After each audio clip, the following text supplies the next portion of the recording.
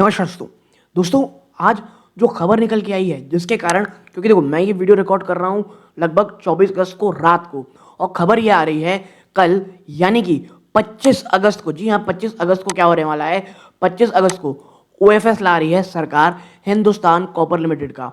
ये जो ओएफएस आने वाला है 514 रुपए के बेस प्राइस में आने वाला है।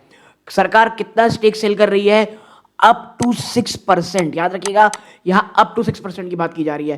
पहला है 3% का स्टेक सेल करने की बात की जा रही है, और अगर ओवर सब्सक्रिप्शन होता है तो फुल ग्रीन शू में अगर आप देखोगे ऑप्शन ट्रेड किया जाए, ऑप्शन अगर सरकार खंगालेगी तो लगभग 6% के आसपास ये पूरा ओएफएस आने वाला है। यानी कि करंट जो प्राइस चल रहा है वहां से ऑलमोस्ट 10% से लेकर 10% के आसपास की निचले स्तरों पे, डिस्काउंट पे आप कह सकते हो, ये ओएफएस लाया जा रहा है। तो पहला वो सवाल है कि ओएफएस कौन ला रही है? भाई साहब, गवर्नमेंट ला रही है। ओएफएस के बाद कितना स्टेक हो जाएगा? ओवरऑल लगभग 60% तक ओएफएस आप कह सकते हो भारत सरकार अपना स्टेक यहां लेकर के आएगी पोस्ट ओएफएस।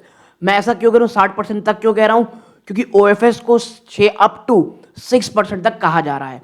ठीक है, बेस प्राइस 514 रुपए है, यानी कि ये डिस्काउंटेड प्राइस में आने की बात कही जा रही है।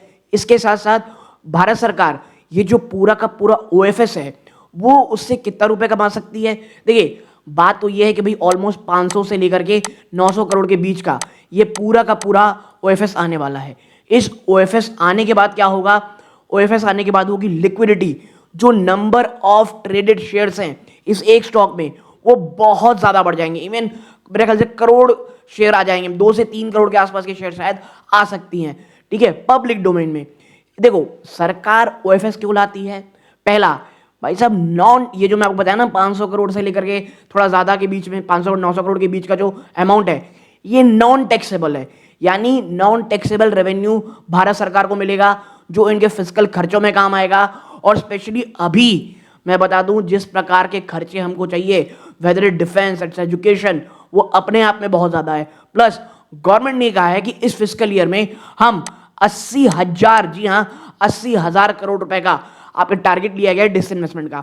नहीं, ऐसा कुछ नहीं है कि करना ही पड़ेगा, ये टारगेट होता है। कई बार सरकारें नहीं ला पाती हैं due to plenty of reason, लेकिन हिंदुस्तान कॉपर को बेचने का इससे अच्छा समय नहीं हो सकता। वैल्यूएशन ऑलमोस्ट हाई में चल रहे हैं, तो ऐसे में निकलना ज्यादा सही रहेगा। इसके साथ साथ जो पब्लिक पार्टी है, जो पब्लिक है, आपके और मेरे जैसे रिटेल इन्वेस्टर हैं, उनके पास आप कह सकते हैं इस स्टॉक में खरीदारी करने के मौके आएंगे।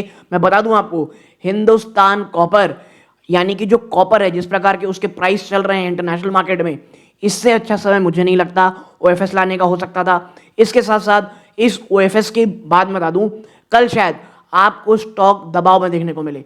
2 दिन ये विंडो है, कल 25 और 26 आप कह सकते हैं तारीख के बीच में ये ओएफएस आपका पूरा का पूरा कंडक्ट किया जा रहा है, हाई नेटवर्थ और रिटेल इन्वेस्टर्स के लिए भी।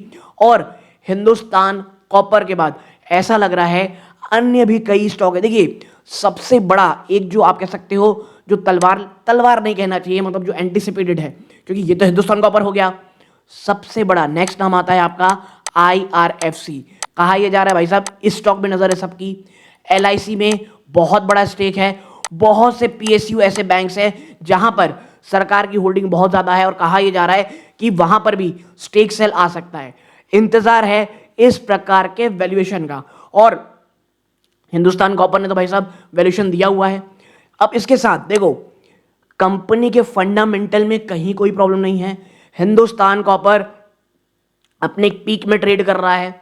हिंदुस्तान कॉपर में बता दूं आपको, इसके फंडामेंटल प्लस फ्यूचर मुझे बहुत स्ट्रांग लगते हैं। तो ये पूरा का पूरा जो जानकारी है आपको एज अ रिटेल इन्वेस्टर मुझे देनी बहुत जरूरी थी, क्योंकि कल आप एक पैनिक देखने वाले हो। जी हाँ, जैसे ही बाजार ओपन होगा एक बड़ा आप देखोगे कि दबाव में स्टॉक रहेगा।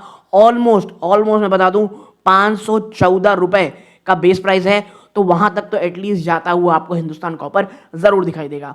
एक बहुत ही छोटी जानकारी देनी थी, इसलिए बहुत लंबा वीडियो नहीं खींचूंगा इसको। आपको कैसा लगा वीडियो, किसी अन्य स्टॉक पे चर्चा करानी जरूर बताइएगा।